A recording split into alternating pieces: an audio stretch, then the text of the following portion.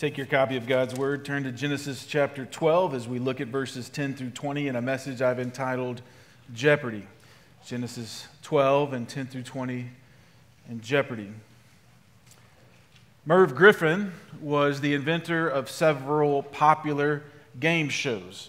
He was the creator of the Wheel of Fortune game show, which has the honor of being the longest running game show on TV. Of course, the show features word puzzles that you try to find out the name for, guess the name for, scoring a potential prize for every letter that's guessed.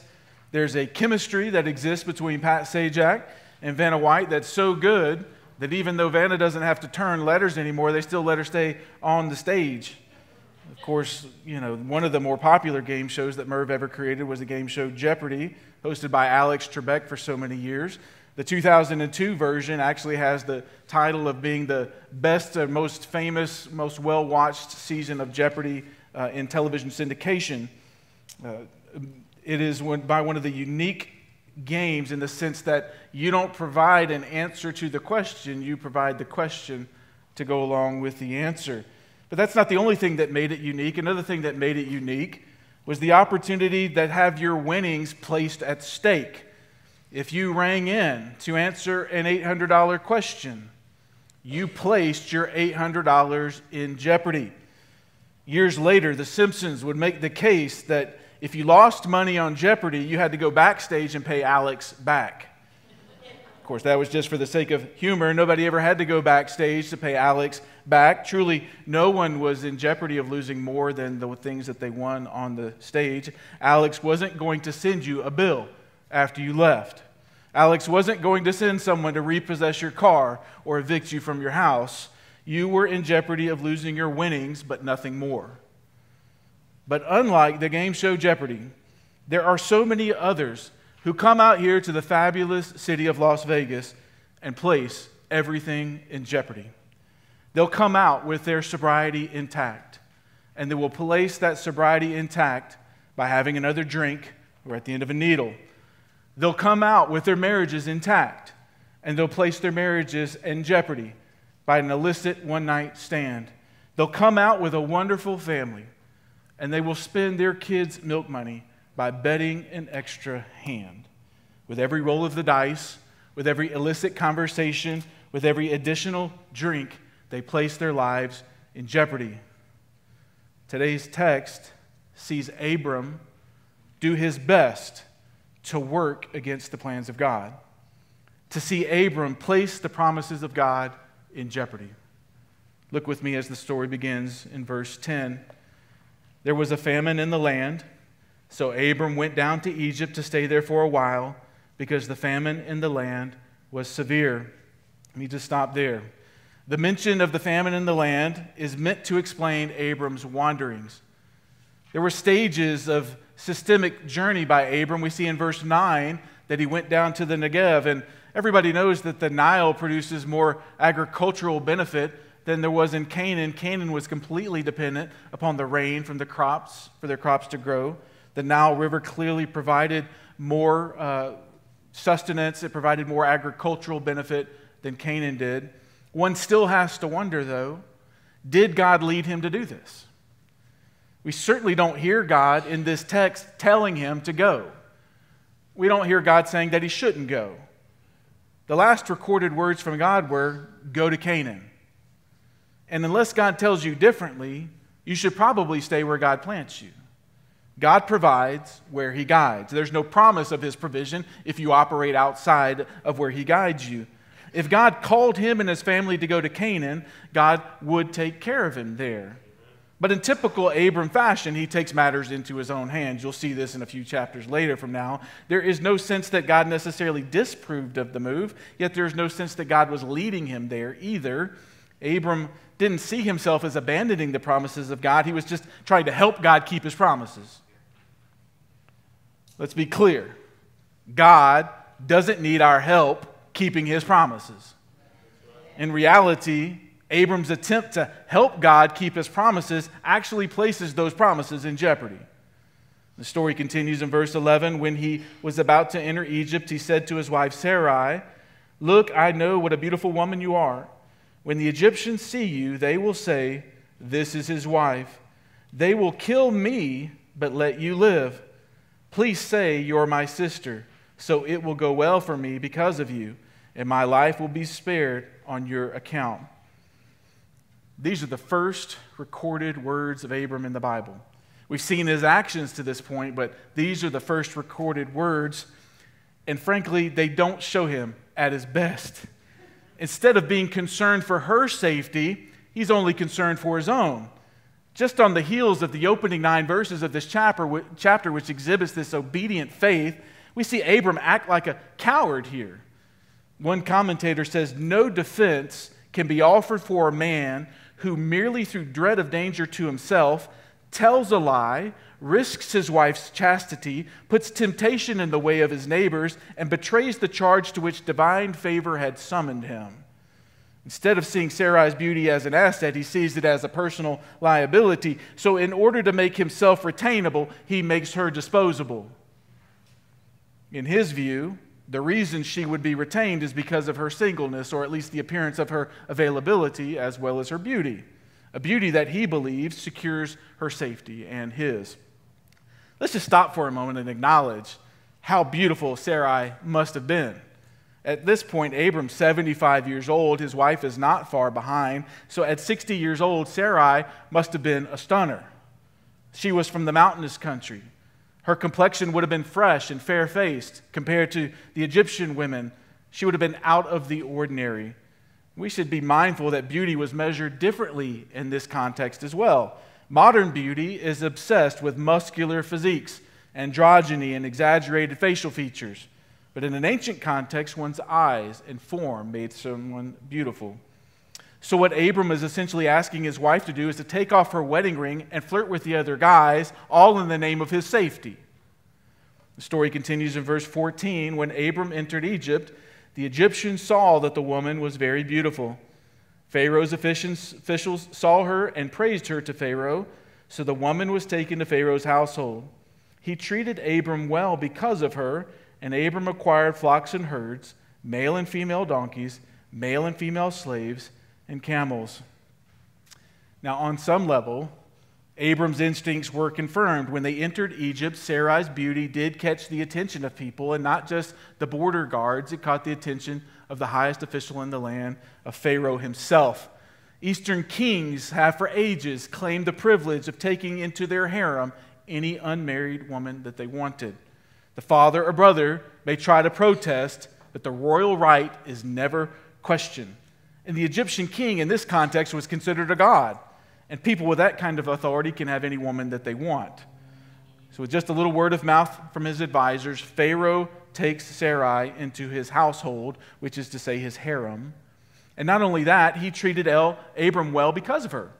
He blessed Abram with financial wealth because of Sarai, which has to make us wonder if Pharaoh would have treated Abram poorly if he had found out that Sarai was unavailable.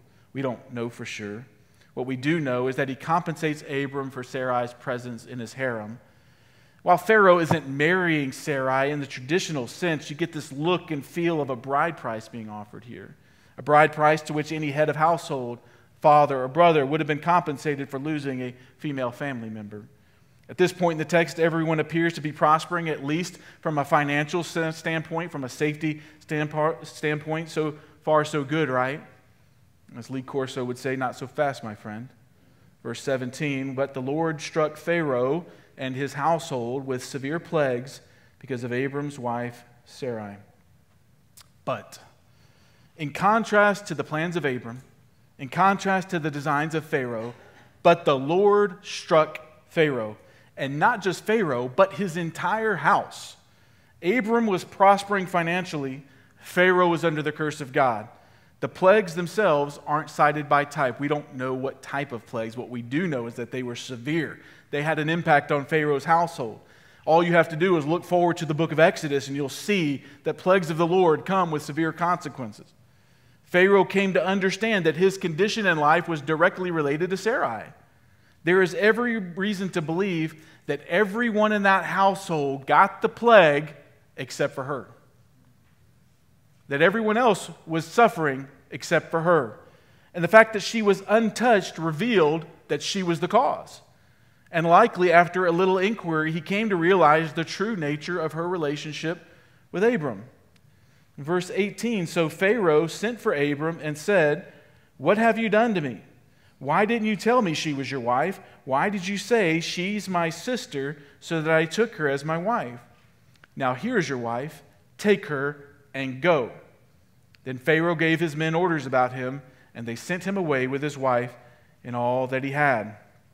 Pharaoh asks 3 short and direct questions. These questions ring out like a machine gun. What have you done to me? Why didn't you tell me she was your wife? Why did you say she was your sister? And clearly, these are rhetorical questions. Pharaoh isn't expecting an answer to come from Abram's mouth. Before Abram could even hope to respond, he simply says, "Now here, take your wife, take her and go." And he didn't simply want Abram gone out of his country. He wanted him out of his presence and his country, and not just Abram, but everything that he owned, every person that was with him. He sends a few guys to make sure that this happens. The Lord protects his promises. That's the main idea. The Lord protects his promises. If Abram was an example of how to respond in the first 9 verses of this chapter, in the last 10 verses, he's an example of how not to respond. The Lord's promise to give the land was to Abram's descendants. God was going to bless all the peoples of the world through the lineage of Abram and Sarai. Both of them were essential to God's plan. So when Sarai is offered up as a peace offering to Pharaoh, Abram is now messing with God's plan. God's plan involved Abram and Sarai, not Pharaoh and Sarai. And while this journey into the land and out of Egypt is a foreshadowing of the book of Exodus on some level, there is no sense that God is leading Abram into Egypt.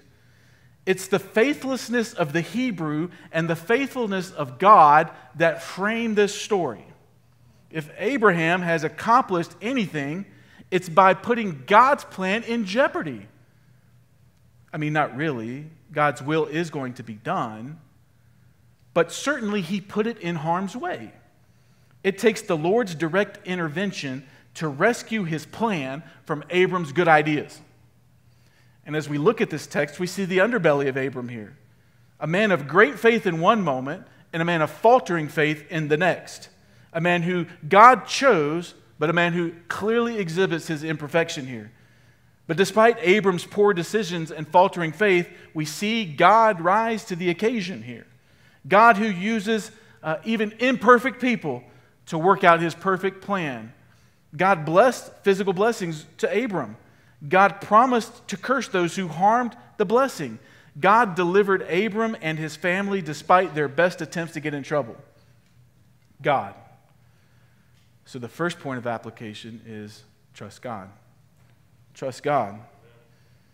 1968, Sergeant Talion picked up his platoon at Marine Corps Recruit Depot, Parris Island, South Carolina, where this picture was taken.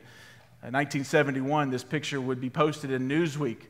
From 1971 to 1984, the Marine Corps would run a recruiting campaign entitled, "We're Looking for a Few Good Men." And the title of this particular picture is that the Marine Corps doesn't promise you a rose garden. Other services will offer huge signing bonuses. They will offer you the promise of college. They will offer you whatever benefits or certain MOSs. The Marine Corps says it's going to be hard and you're going to like it because you want to be a Marine.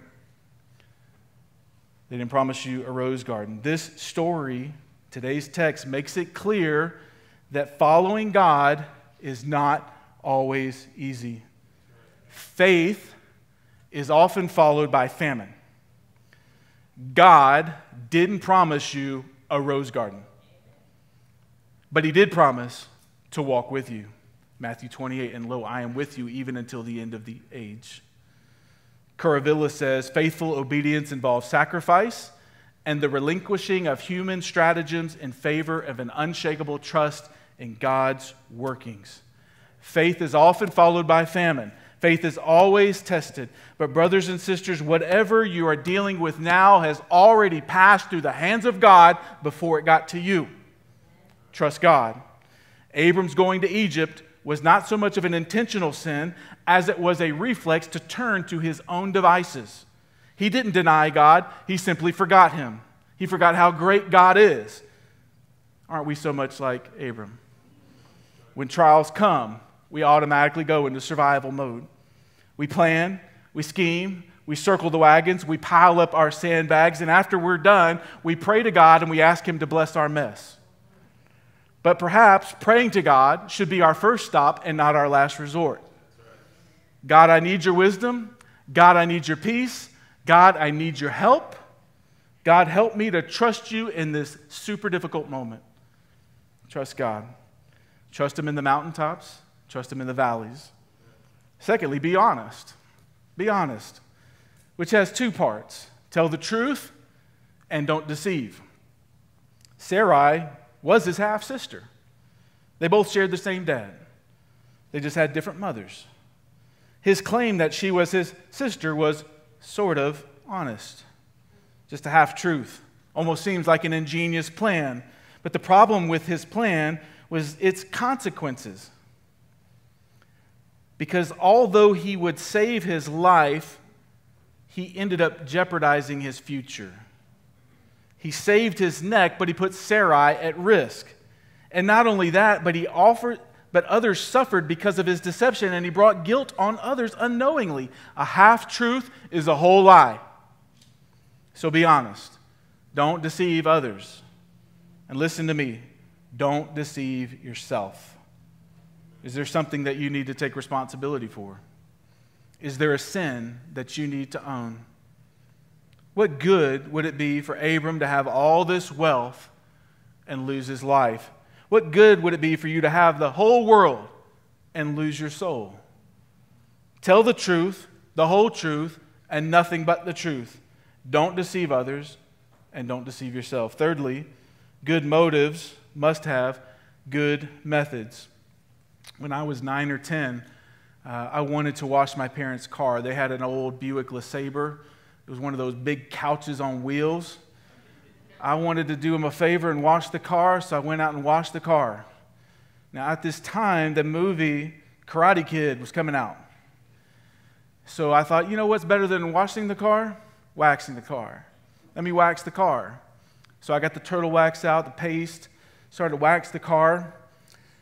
What I didn't know in my little 9-year-old body was that I shouldn't have done this in the middle of the day with the sun baking down. So I waxed the car, but before I could wax off, the sun had already baked the wax into the car. So our Buick LeSabre from that point on had swirl marks on the trunk.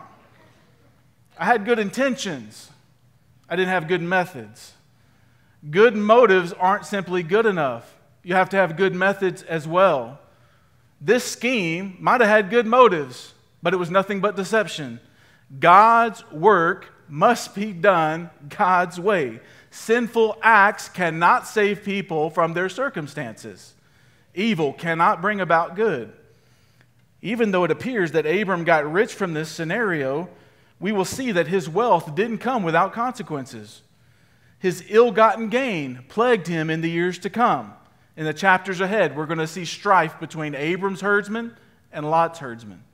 And there's every reason to believe that Hagar was one of the maidservants mentioned in verse 16 of today's text. In a few weeks, we're going to see from now the trouble that's caused by him procuring her in this circumstance. Abram may have had good intentions, but he didn't do it God's way. Good motives must have good methods. Fourthly, marriage binds people and calling. One of the greatest plagues on Western society is individualism. Individualism plagues sports teams. Individualism undermines workplaces. Individualism is the enemy of marriage. You see, Abram fell trap to thinking that the promises of God were wrapped up solely in him. He believed that in order to protect the promises of God, he had to protect himself. He believed that if he died, so did the promise. But God's promise was to make a great nation of him, and that was inherently tied to his wife. He married Sarai. He was married to Sarai when the promise came. So the promise by default included her. A promise made to him was also a promise to her. God's promise was going to be fulfilled with Sarai, not in spite of her. God's promise is going to be fulfilled with your spouse, not in spite of them. If the two become one, then the one becomes two. If two people become one couple, then the calling for one becomes the calling for both. If you are married and God calls you in a particular direction, that calling will also be a calling for your spouse.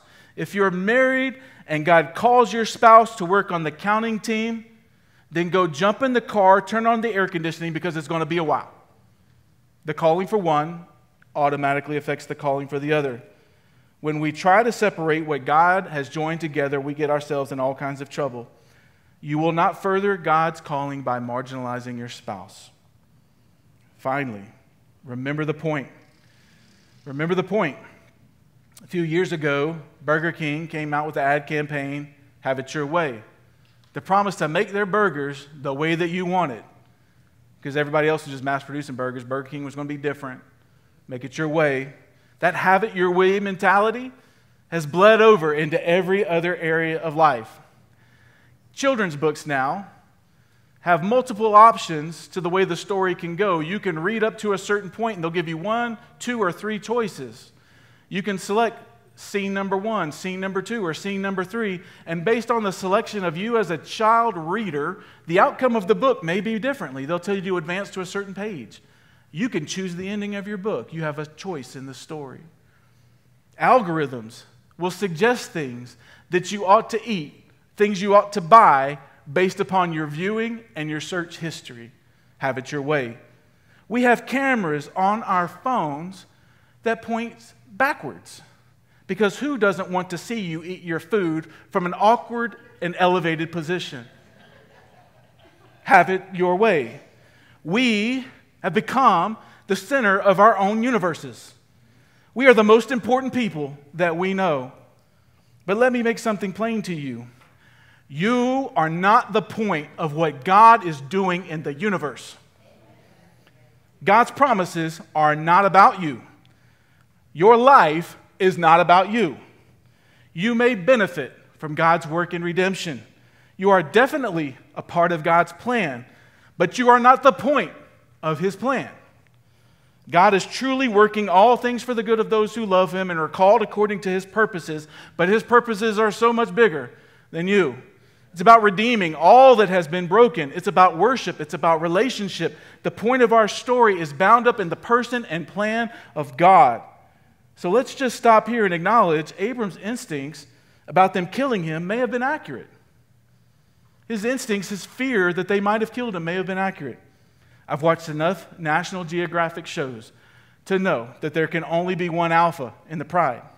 I've watched enough Viking and mob movies to know that the competition often gets snuffed out. There are a lot of holes in the desert, and there are a lot of problems buried in those holes. So we need not dismiss Abram's concern about his safety. It's a real thing. Yet, if God had promised to make him a great nation, why did he fear so much? Did he think God was incapable of keeping his promise? Did he think God's promises were empty? Did he think God was a liar? Once again, in Genesis, the intimacy between a man and a woman is broken by fear and disobedience. Once again, someone has taken that which God has put off limits. But this time, God would prevent it from going any further. God is going to protect the covenant even when Abram endangers it. The bearer of the promise almost becomes its greatest enemy. Sometimes that's our situation too. God has promised to do things in our lives, and we almost become the greatest threat to those promises in and of ourselves. God will be faithful even when Abram is unfaithful. God will be faithful even when you are unfaithful. God will deliver us to do our best even when we have been entrapped. God will deliver his people. There is typically some failure that has instigated it. The fact that God has to bail us out means that we got into trouble to begin with. But God is faithful. take heart. The program of God is too important for any one person to ruin it. Pharaoh's statement to Abram at the end of the text is simply, here's your wife. Take her. There's every reason to believe that Pharaoh had not been intimate with Sarai. In the royal court, like Queen Esther, it would have taken months for her to be prepared for any intimacy with the king. The mention of your wife lets us fairly conclude that God protected Sarai and protected her purity. But not just for her sake. God protected her purity for the sake of the promise. God went to great lengths to protect their marriage as well. Ezekiel 36, therefore say this to the house of Israel. This is what the Lord God says. It is not for your sake that I will act, house of Israel, but for my holy name, which you profaned among the nations where you went. Remember the point. The Lord protects his promises.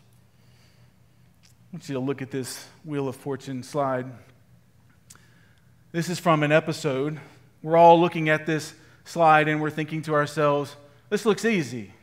So if you were to guess what this phrase is, what would you say? Just holler it out. Anything is possible. But what I tell you, if the person who was the contestant asked Pat for a letter R? Can you believe that she asked for a letter R? That's crazy, right? You're looking at this puzzle and you're saying, how could someone possibly mess this up? Guess what? God is looking at you, asking, how could someone possibly mess this up? God doesn't make mistakes. He made a perfect creation. He made you perfectly in a perfect garden. God created you in his image, and he purposed you for his glory. How could someone possibly mess this up? How could Adam possibly mess this up? How could Abram possibly mess this up? I'll tell you, when we take matters into our own hands, the crisis in your life cannot be fixed by the one who caused it. You made the mess. Only God in Christ Jesus can clean it up. So don't let Jesus take the wheel.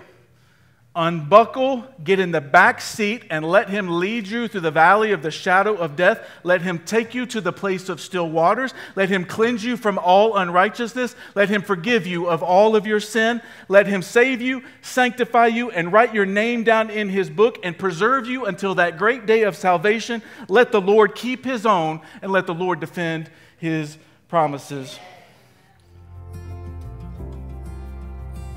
Thank you for joining us today. We're so glad that you're here. You know, I've grown so much as a Christian, but I've not arrived. I'm always looking to have people pour into my life. And so if you're a mature believer and you're looking for a place to drop roots and grow other disciples, right here at King's Church, we want to invite you to be a part of that. Thank you again for joining us, and we will see you next week.